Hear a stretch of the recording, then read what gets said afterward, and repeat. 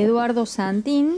Él es profesor de la Maestría en Seguridad Social y Salud, diputado nacional, diputado provincial de Buenos Aires y presidente del Instituto de Previsión Social de la provincia de Buenos Aires entre 2019 y 2021. Gracias, presidenta. A mí me parece que cuando uno va a discutir estas cosas, lo que tenemos que discutir es decir, que cualquier decisión económica que uno tome es con la gente adentro.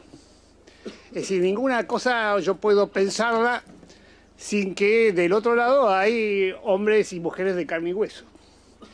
Entonces, yo tengo una concepción de la seguridad social que no es el sistema de seguro, digamos, porque se suele todo el tiempo remarcar esta cosa de la sustentabilidad del sistema.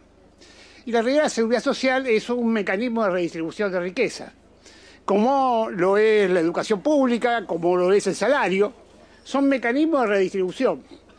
Y en ese mecanismo de redistribución, ¿qué hacemos en la sociedad? Y pujamos por cada uno quedarnos con una porción de la torta un poco más grande. Es decir, la pizza del PBI es una sola, como es una sola, es decir, la discusión es ¿qué porción de la pizza yo me quedo? Entonces, es decir, la discusión acá, y saquémonos las caretas, es por la billetera. Estamos discutiendo por la plata. ¿Quién se queda con la plata? Es decir, porque la realidad es que los sistemas de seguridad social empiezan a estar en crisis a partir de la caída del muro de Berlín.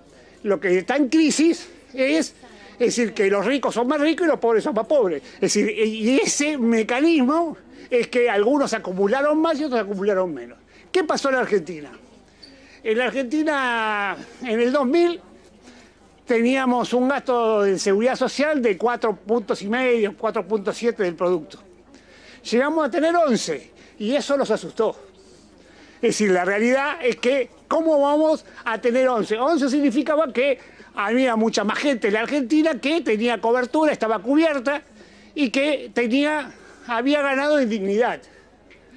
Porque esto mal llamado, la jubilación de las amas de casa, la moratoria, la realidad es un sistema de inclusión previsional. ¿Por qué es un sistema de inclusión previsional? Porque es imposible imaginar que alguien llegue a los 60 o 65 años sin haber trabajado. Si alguien tuvo la suerte que lo mantuvieron sus padres y luego sus hijos, bueno, yo hasta le daría un premio, le regalaría una pensión. Pero digo, pero si esto no es lo normal que pasa con la sociedad, es decir, la gente trabaja. La gente trabaja y algunos tenemos la suerte, como tuve yo, desde el primer día que me recibí en la escuela secundaria, poder trabajar en blanco, y hay otros que van a pasar los 50 años de su vida trabajando en trabajos informales. Entonces, la realidad es el Estado el que tiene la necesidad de poner banquitos distintos a distintos personajes de la sociedad para, digamos, generarnos condiciones más o menos igualables. Porque acá cuando se dice tratan iguales, tratan distintos a los iguales, la realidad es que son los iguales, son todos trabajadores. ¿O acaso una señora o un señor que limpia casa ajena no es un trabajador? Sí, pero cuando limpia casa propia no lo es.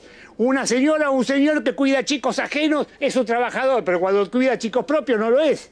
Eso, las tareas de cuidado significan 5 puntos del producto. Es decir, como eso significan 5 puntos del producto y nadie los paga, a eso lo jodo, a eso no le tengo que incorporar a la seguridad social. Entonces digo, la realidad hay que pensar la seguridad social desde un lugar distinto.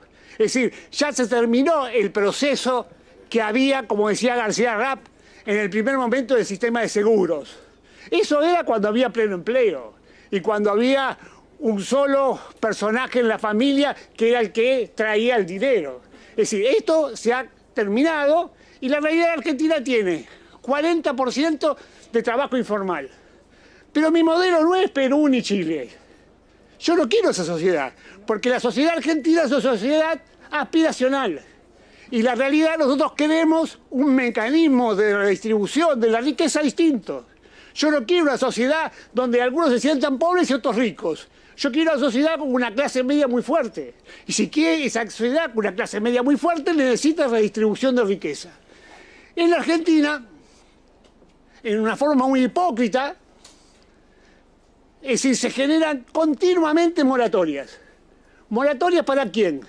Para aquellos que tienen el capital y no pagan sus impuestos. Entonces, todos los años hacemos una moratoria, de distintas formas. Y todos la votamos con una alegría fenomenal en los congresos. Pero cuando la moratoria es para los trabajadores, porque sus empleadores no le hicieron los aportes, es decir, ponemos el grito en el cielo y decimos que eso es una barbaridad, que eso no puede ser. ¿Cómo le vamos a subsidiar a los trabajadores con una moratoria? Pero la realidad es que esta última moratoria fue absolutamente distinta, porque las moratorias anteriores eran moratorias subsidiadas. Esta moratoria, a diferencia de las demás moratorias, es el 29% de la base mínima imponible. ¿Qué significa la base mínima imponible? Es el salario mínimo que paga un empleador para un empleado. ¿Y qué es el 29%? Es los aportes, las contribuciones, más el PAMI. Entonces digo, ese mecanismo, esta moratoria, que le permite a los empleadores poder hacer aportes sobre sus trabajadores, con ese valor no le permite a los trabajadores pagar los meses que su empleador no pagó para poder jubilarse. Entonces digo, esta discusión de que había que prorrogar o no esta moratoria es muy elemental, porque es una moratoria cara, porque se lo habrán dicho a todos ustedes, cada vez que alguien fue a financiar esta moratoria, se encontraba con que hoy cuesta como 29.000 pesos por mes. Es decir, en medio de deuda. Entonces digo, la realidad hay que mirarlo desde ese lugar. Porque yo el otro día escuchaba acá en la comisión que algunos legisladores decían, ¿dónde está la plata del sistema? ¿Y la plata dónde está? Es decir, la ley dice que hay que pagar el 16% de contribuciones patronales, se paga el 10,5%. Es decir, pero la bajaron para incorporar más trabajadores. Mentira. Cada vez que bajaron las contribuciones patronales, no aumentó la cantidad de empleados. Al revés, en los momentos en que no se bajaron las contribuciones patronales, en la Argentina, que creció la Argentina, los empleadores tomaron trabajadores. Porque tampoco es cierto que los empresarios generen trabajo. Los empresarios necesitan trabajadores, que son absolutamente distintos. Ya cierro. Es decir, necesita trabajadores. Como necesita trabajadores, no nos están haciendo un favor.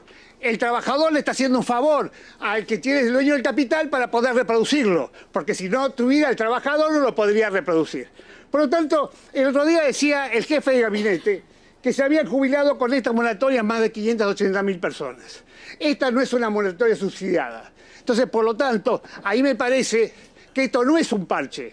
Esto es resolver de una forma efectiva un problema de Argentina, para seguir dándole a esa clase media argentina fundamentalmente, que trabajó durante toda su vida, que no le permitieron, que no le hicieron sus aportes, que los mantuvieron, es decir, retaseándolos, porque como bien decían recién, hay gente que, es decir, trabajó y tiene 20, 25 años de aporte y cuando va a jubilarse no se puede jubilar porque le faltan 5, porque creyó que su empleador le había hecho los aportes y no se lo hicieron. Entonces, por lo tanto, me parece que el mejor mecanismo hoy acá, porque todavía, como decía Rosman, se necesita mucho consenso para cambiar las leyes previsionales.